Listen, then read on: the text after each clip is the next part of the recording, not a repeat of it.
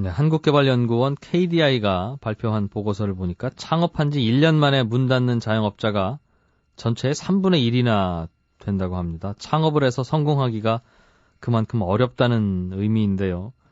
그런데 창업은 또 했으면 성공해야만 먹고 살 수 있는 거 아니겠습니까? 사전에 철저하게 준비해서 성공 가능성을 높여야 되는 이유가 거기에 있는데 오늘 마련하는 출동 재테크 박사, 오늘은 분식점이라고 하는 업종 자세하게 들여다보겠습니다. 비즈니스 유엔의 이형석 대표 모셨습니다. 어서 오십시오. 안녕하십니까? 요즘 베이비붐 세대 은퇴 시작하면서 자영업 창업이 굉장히 많이 늘고 있어요. 그렇습니다. 실제로 통계도 많이 늘어난 걸로 나오죠? 예, 우리나라의 총 취업자 대비 자영업 비율이 굉장히 높습니다. OECD 평균보다도 훨씬 높아서 28.8%나 되는데요. 네. 회원국 가운데서는 4위에 해당하고요. 일본, 카나다, 미국 이렇게 이런 선진국보다는 2배 이상 높습니다. 숫자로 계산을 해보니까 선진국에 비해서 229만 명이 공급 과잉이다 이런 계산이 나옵니다. 이런 분들은 어딘가에서 다른 일자리, 회사 다니는 일자리를 다녔어야 되는 분들인데 어쩔 수 없는 이유로 나와서 자영업하고 있다. 230만 명이. 구조적으로는 그렇죠. 그런 의미일 수도 있겠네요. 예. 특히 최근 1년 사이에 20만 명이 늘었는데요. 이 가운데 68%인 13만 4천 명이 1인 자영업자라는 점이 우려스러운 대목입니다. 네. 말씀하신 대로 전후 세대가 은퇴하고 나서 재취업이 안 되니까 어쩔 수 없이 생계형 자영업으로 몰리고 있기 때문이다. 이렇게 풀이되고 있습니다. 은퇴하는 시점이 너무 빠르다는 부분도 있겠고요. 그렇습니다. 1인 자영업자 많다고 말씀 주셨는데 1인 자영업자가 많으면 이분들은 그냥 손쉽게 창업할 수 있는 그런 아이템을 찾을 거고 그러다 보면 분식집이 당연히 늘어날 수밖에 없다. 이런 결론이 내려질 것 같아요. 그렇죠. 네. 전국에 분식집 몇 개나 됩니까? 사업자 등록상으로는 분식집으로 분류된 게 약 2만 개 정도 되고요. 네. 다른 업종으로 등록한 경우까지 감안하면 4만 개 정도가 영업 중인 4만 개. 것으로 예측이 되고 있습니다. 지난번에 전국에 편의점이 한 2만 개 된다고 말씀 주셨으니까 그렇죠. 편의점보다 한 2배 정도 분식집이 많은 거네요. 예, 약국보다도 2배가 많고요. 네. 시도별로 보면 서울이 전체 31.1%인 6,060개가 있고요. 경기도의 20.4%인 3,970개가 있습니다. 2개 가운데 1개는 경인 지역에 있다. 이렇게 얘기가 되죠. 예. 다음으로는 경남이 6.4% 비율이고 부산이 5.9% 이 정도 되는데요. 뭐 인구 많은 곳에 분식집 많겠군요, 그냥. 일반적으로는 이제 그게 맞는데 네. 사실은 이제 경기도가 총 인구에서 차지하는 비중이 21.7%더군요. 네. 근데 분식집을 보니까 20.4%니까 뭐 얼추 균형이 좀 맞는 것 같죠. 근데 서울은 인구 비중이 20.9%입니다. 그런데 분식집은 31.1%니까 과포하다 수적으로는 이렇게 서울은 인구에 비해서 분식집이 많군요. 네. 그래서 이게 이제 서울이 다른 지역에 비해서 저소득층 비율이 너무 높지 않느냐 뭐 이런 얘기도 여기서 나오게 되는데요. 그럴 수도 있고 집에서 밥을 안 해 먹고 그냥 분식집에서 간단히 때우는 분들이 다른 지방 도시들보다 많다고 볼 수도 있겠고요. 네. 네. 최근 분식집 창업자들을 월별로 그래서 이제 분석을 해 보니까 올 1월에는 18,100개였습니다. 근데 5월에는 19,600개로 5개월 만에 1,500개가 늘어났더군요. 작년 연말에 은퇴한 분들이 대거 창업으로 연결돼서 그런 게 아닌가라는 판단이 드는데 지난 1년 동안 총 창업자 20만 명 중에서도 남성 창업자 수가 93%에 이르렀거든요. 네. 그러니까 이런 저런 점을 다 종합해 보면 요즘 역시 은퇴자들이 이제 이렇게 손쉬운 분식집 이런 쪽으로 좀 몰려들고 있는 게 아닌가 이렇게 생각됩니다. 분식집 숫자가 그렇게 많다면 요즘같이 어려운 시기에 돈 벌기가 쉽지는 않을 것 같긴 한데 얼마나 벌고 있습니까? 분식집 하나 차리면 매출이 얼마나 나와요? 네, 일반적으로 분식집 평균 차리게 되면 7,000에서 7,500 정도 이 정도가 네. 이제 기본적으로 드는데 총 매출액을 우리나라 이제 전부 분식집에서 판매된 총 매출을 보니까요. 네.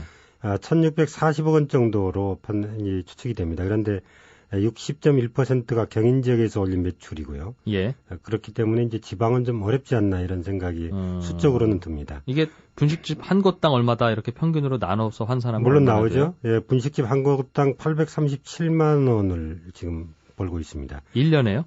아니 월. 한 달에. 네. 한 달에 837만 원 매출. 매출. 예. 이게 그러니까 카드 긁은 걸로만 계산한 건데 네.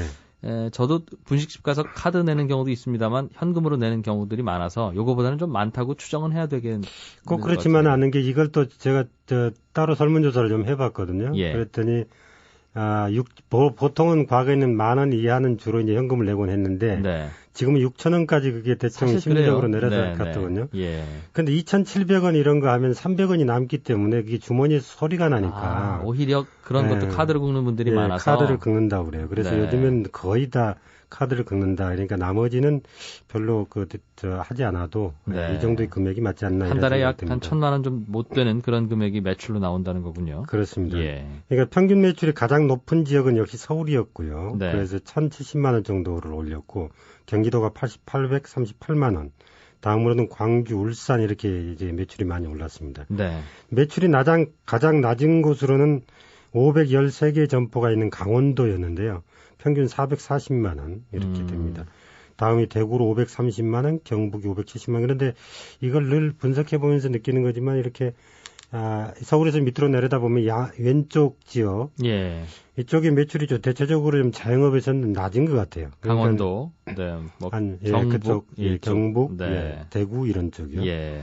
물론 지역에 따라서 이제 창업비나 임대료 차이가 있어서 속단하기는 좀 어렵지만 매출로만 본다면 그래도 경인 지역이 장사하기에는 지방보다 좀 낫지 않나 이런 생각이 듭니다. 한 달 평균 매출이 전국적으로 837만 원이라고 말씀하셨는데 네. 이게 뭐 많지는 않은데 뭐 그냥 망할 정도는 아니다 이런 느낌도 들고요. 어떻습니까 실상이? 그러니까 문제는 제가 이제 평균으로 말씀드리는 게 이 평균값에 함정이 좀 있는 건데 네. 말씀드린 이제 하신 이거 평균 매출이라는 게 따져보니까 상위 27% 선에서 이렇게 나온 수치더군요. 예, 다시 말하면 이제 100개 가운데 27개만이 이제 837만 원 이상을 올리고 있다 이렇게 보는 거죠. 분식점을 매출 순서대로 쭉 나열하면 나열해 보면 1등부터 100등 100등까지, 중에 100등 중에 27등이 837만 원이고 그렇습니다. 나머지는 837만 원 안 되는 네. 잘 되는 분식집들이 많아서 이렇게 평균이 높은 거지 대부분 그렇습니다. 그런 뜻이군요. 예, 이 평균 금액에서 순이익 비율은 25% 정도 되거든요. 네. 계산하면 월 200만 원 정도를 벌고 있다 이렇게 보여지는데 예. 자영업자 1인당 은행 평균 빚이 9천만 원이라는 게 나와 있죠. 네. 그래서 이런 금융 비용을 빼면 별로 남는 게 없다 이렇게 한 달에 보여지고요. 이자만 해도 몇십만 원 나가겠네요, 그러면. 그렇습니다. 참고로 하위 50%는 한 달에 450만 원도 못 올리고 있는 것으로 이렇게 분석이 되고 있으니까 결국은 우리나라의 전체 분식집 가운데서 평균 이하로 버는 한 70% 정도 울며 겨자 먹기로 하고 있는 게 아닌가 이런 생각도 듭니다. 네. 그래서 이제 잘 되는 지역 이게 아무래도 좀 있게 마련이죠. 아무리 그런 상황이라도. 그래요. 분식집도 잘 되는 것은 잘 되겠죠. 네. 시군구로 매출을 좀 분석을 해봤더니 서울, 강남, 종로, 서초구가 평균 1,450만 원 정도로 가장 상위에 올랐고요. 네. 경인 지역을 제외하고는 대전 유성구 1,070만 원, 부산 동구 1,030만 원 이 정도 벌고 있었습니다. 이 동별로 보면 어디가 제일 많이 분식집 매출이 높습니까? 분식집 제일 잘 되는 동네. 용산구 이천동. 용산구 이천동. 2,600만 원. 네. 1위였습니다. 수원시 메탄 3동, 과천시 벼량 3동이 2,300만 원 정도로 2, 3위 네. 이렇게 나타났습니다. 그러니까 거기 가서 좀 해봐야 되겠군요. 네. 매출 상위 20위 네. 안에는 보통 다 서울이고요. 딱 한 군데 지방이 있더군요. 20위 안에. 네. 진주시 초장동이라는 곳인데요. 11개 점포가 평균 1,800만 원 정도의 매출을 올렸습니다. 이 분식집 창업 좀 해봐야 되겠다 고민하시는 분들은 과연 분식집 고객들은 어떤 사람들이고 언제 주로 와서 사 먹고 뭐 얼마씩 사 먹느냐 이런 데이터가 있으면 참 도움이 될 텐데. 그럼요. 이제 고객을 알면 공격하는데 좀 도움이 되죠. 예. 네. 우선 남녀 비율을 보니까 58대 42. 남자의 비중이 약간 높았고요. 네. 30세에서 45세 사이가 53%로 가장 많았습니다. 20대는 의외로 적은 14.3%에 불과했습니다. 그래요? 예. 네. 요일별로는 평일과 주말이 각각 69%, 31%. 그러니까 당연히 이제 평일이 많게 되겠죠. 예. 예, 주중에는 금요일과 토요일 비중이 가장 높았고요.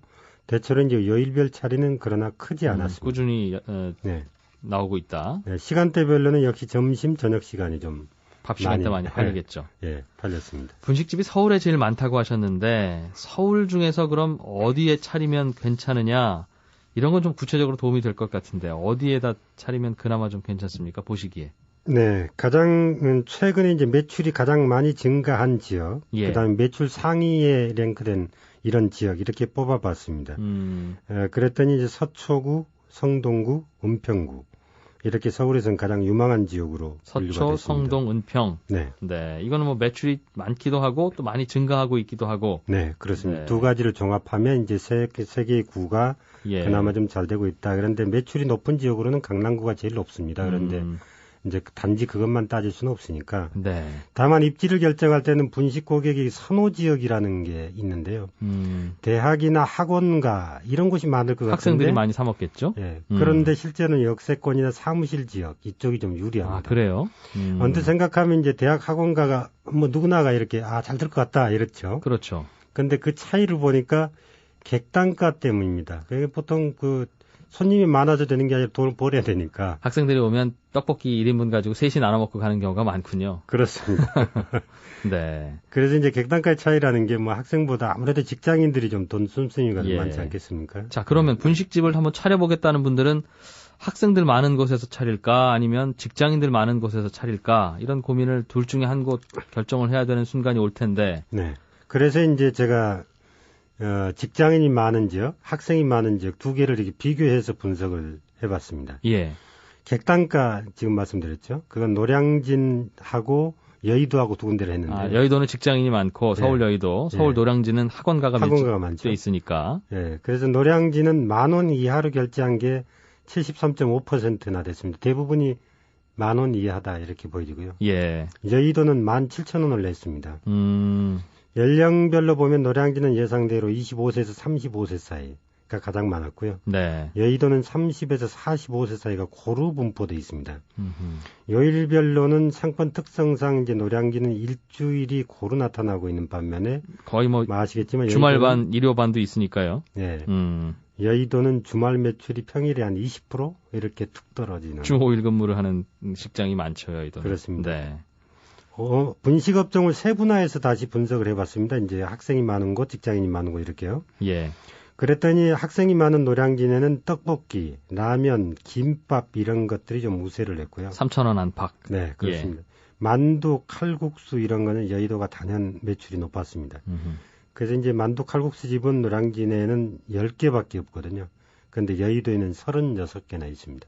아. 그러니까 보통 이제 잘 되는 곳으로 이렇게 쫓아가가지고 예. 붙어서 보통 저 업종 괜찮겠다 그래서 붙어서 하는 경우가 많으니까. 그러니까 그럼 학원가, 학생들 많은 곳에는 분식집을 차리더라도 좀 싼 거, 떡볶이, 라면, 김밥 이런 걸 중심으로 하고 그렇습니다. 직장인들이 많은 곳에서 차리려면 뭐 만두, 칼국수 이렇게 조금 좀 단가가 높은 걸로 그렇습니다. 차리는 게 예. 좋다 이런 네. 거네요. 네. 아, 그렇군요.